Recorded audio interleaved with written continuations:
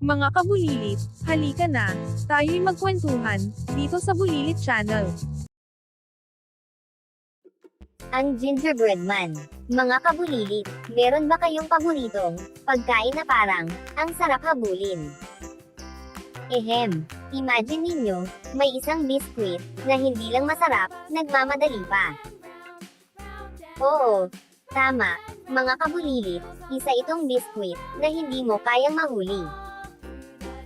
Handa na ba kayo sa kwentong napakakulit at napakatakbuhin? Let's go sa mundo ng gingerbread man. Sa isang maliit at payapang baryo, may isang lola na mahilig mag-bake ng matamis na tinapay at biskwit. Isang araw, naisipan ng matanda na gumawa ng espesyal na biskwit.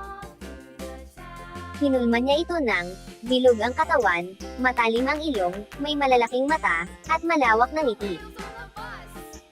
Nilagyan pa niya ng candy, ang mga mata at icing, ang mga damit para maging cute, at makulay si gingerbread man. Habang nasa oven, narinig ng lola ang isang maliit na boses mula sa loob. Ang init naman dito, gusto ko nang lumabas, sabi ni gingerbread man.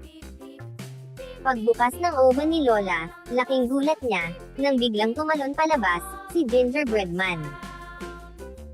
Hindi pa siya nakapagsasalita, nang nagsimula na siyang tumakbo. Hindi mo ako mahuhuli, ako ang gingerbread man. Takbo, takbo, takbo. Aba, si lola, nagulat pero sinubukan niyang habulin, ang makulit na biskwit. Halika rito, sabi niya, pero mabilinan, si gingerbread man. At habang tumatakbo siya sa kalsada, nakakita siya ng baka.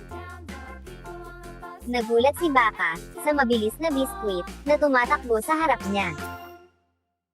Kaya tinanong niya, saan ka ba pupunta, gingerbread man? Hindi mo ako mahuhuli, ako ang gingerbread man. Takbo, takbo, takbo. Sabi ulit ng biskwit. Aba, pati si baka, sumali sa habulan. Sinimulan niyang habulin, si gingerbread man habang iling, pa dahil sa bilis ng biskwit. Habang tumatakbo pa, nakasalubong naman, ni gingerbread man ang isang manok. Tiktilaok, ano yan? Paborito ko ang biskwit, akin ka na lang. Hindi mo rin, ako mahuhuli.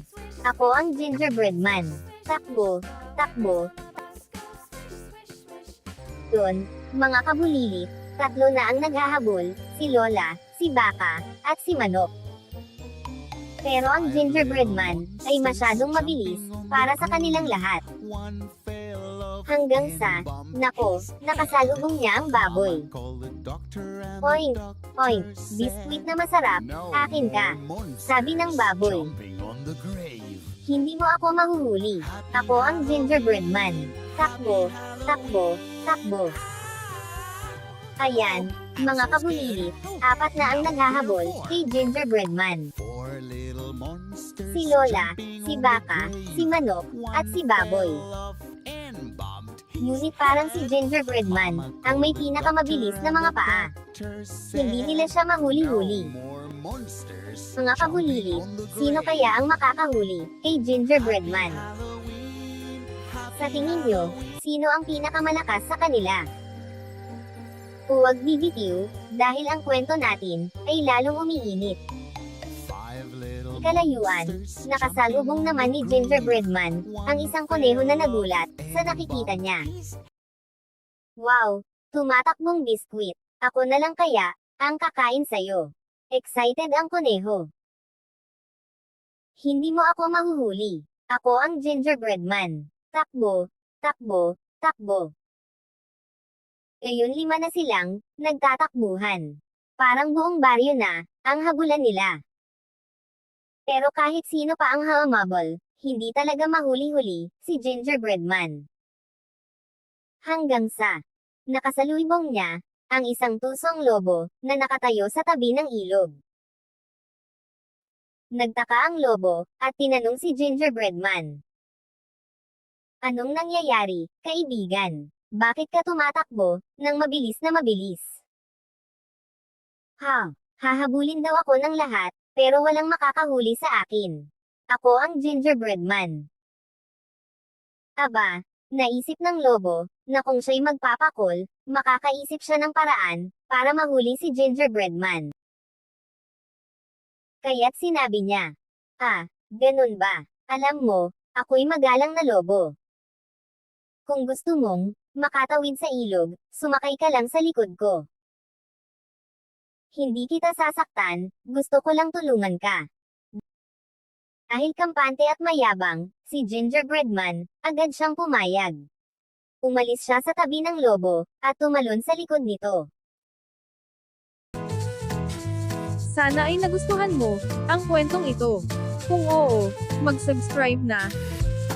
At paki-like ang video, at i-share sa mga kaibigan mo.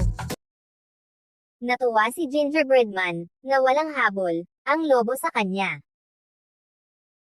Habang nasa gitna sila ng ilog, sinabi ng lobo, medyo basa, ang likod ko, Gingerbread Man.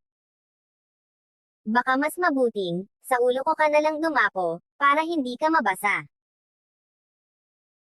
Dahil tiwala si Gingerbread Man, sumampa pa siya sa ulo ng lobo. Pero hindi pa ito nagtatapos. At nang malapit na sila, sa pampang, biglang binuka ng lobo, ang kanyang bibig at, siyam. Kinain niya si Gingerbread Man. Natapos ang kwento, ng mabilis at makulit, na biskwit. Mga kabulilit, ano kaya ang matututunan natin dito? Minsan, ang sobrang bilis at pagyayabang, ay maaaring makasama, sa atin. Mahalagang maging mabait, at mag-isip bago gumawa ng desisyon. Si Gingerbread Man, kahit mabilis, hindi nag-ingat. Kaya tandaan, mga kabulilit, laging mag-isip ng mabuti. Ngayon, mga kabulilit, kung kayo si Gingerbread Man, anong gagawin nyo? Magtitiwala kaya kayo, sa isang tosong lobo? Maraming salamat sa panunood. Huwag kalimutang mag-subscribe, like and share, at i-click ang notification bell, para hindi mo ma-miss ang mga susunod na kwento. Anong fairy tale story ang gusto mong makita sa susunod?